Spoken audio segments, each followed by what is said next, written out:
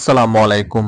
সরকারি চাকরির প্রত্যাশী বন্ধুরা, আপনারা অনেকে আমাকে প্রশ্ন করতেছিলেন, ভাইয়া খাদ্য অধিদপ্তরের পরীক্ষাগুলো কোথায় অনুষ্ঠিত হতে পারে এই বিষয়ে একটা ভিডিও বানানোর জন্য। তো আপনারা অনেকেই কনফিউশনে আছেন যে খাদ্য অধিদপ্তরের পরীক্ষাগুলো কি ঢাকায় হবে নাকি নিজ জেলায় হবে নাকি নিজ বিভাগে হবে, এরকম অনেক প্রশ্ন আমি পাচ্ছিলাম আমার ফেসবুক পেজের কমেন্ট বক্সে, আমার ইউটিউব চ্যানেলের কমেন্ট বক্সে। তাই ভাবলাম এই টপিকে একটা শর্ট ভিডিও তৈরি করে আপনাদের সাথে এই গুরুত্বপূর্ণ ইনফরমেশনটা শেয়ার করি। তো ভিডিওটি ভালো লাগলে অবশ্যই লাইক করবেন আর চ্যানেলটি সাবস্ক্রাইব করতে ভুলবেন না এরকম গুরুত্বপূর্ণ government job related update information গুলো সবার আগে পেতে। ওকে।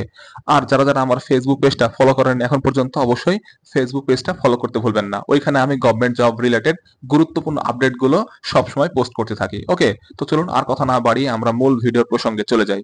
তো খাদ্য অধিদপ্তরের পরীক্ষাগুলো কিন্তু আমি বারবার বলে আসছিলাম আগে থেকেই, আবারও বলতেছি, নিজ জেলায় অনুষ্ঠিত হবে।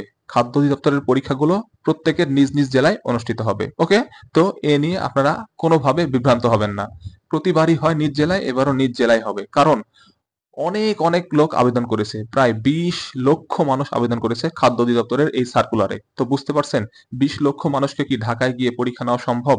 কোনোভাবেই সম্ভব না। তাই আপনারা 100% শিওর থাকেন এবার খাদ্য অধিদপ্তরের পরীক্ষাগুলো নিজ জেলায় জেলায় অনুষ্ঠিত হবে। ওকে। আশা করি আপনাদের আর এই টপিকে কোনো কনফিউশন থাকবে না। ওকে। তো ভিডিওটি ভালো লাগলে অবশ্যই লাইক করবেন আর চ্যানেলটি সাবস্ক্রাইব করতে ভুলবেন না এরকম গুরুত্বপূর্ণ government job related update information গুলো সবার আগে পেতে। এছাড়া আমার সাথে সরাসরি কন্ট্যাক্ট করতে চাইলে আপনারা আমার ফেসবুক পেজে ফলো করতে পারেন। আমার ফেসবুক পেজের নাম হচ্ছে আমানের প্ল্যাটফর্ম।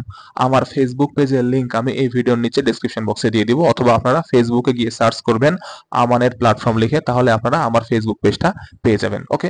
তো আজকে আসি, দেখা হবে নেক্সট ভিডিওতে। আপনাদের সকলের জন্য রইল শুভকামনা। আসসালামু আলাইকুম।